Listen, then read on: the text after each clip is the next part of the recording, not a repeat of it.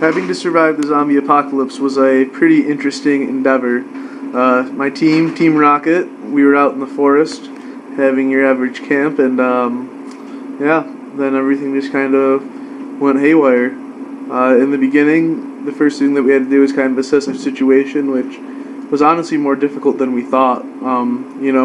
We had some supplies, but getting everyone unified and united, having different people's opinions about different issues. In our group, our biggest problem was with the woman deciding if we were going to kill her or not. That was a pretty big debate that week. We ended up letting her survive. Of course, she died afterwards. It just kind of showed that when your back's up against the wall, you gotta work with your team and come to a common resolution, because you are all in it together. And if you don't do that, then it really just doesn't work out well.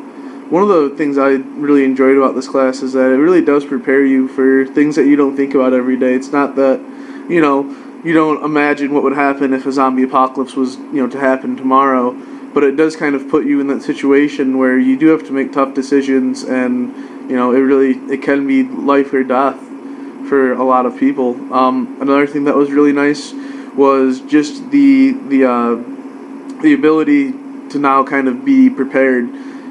Thinking about having an emergency preparedness kit, knowing that when a disaster strikes, you do need to have certain people you can trust. I found it really interesting when they were talking about how after you yourself get out of the situation, you look to your neighbors, and more times the neighbors are the ones responding to these emergency situations instead of the vehicles, because the vehicles cannot, they can't be everywhere at once.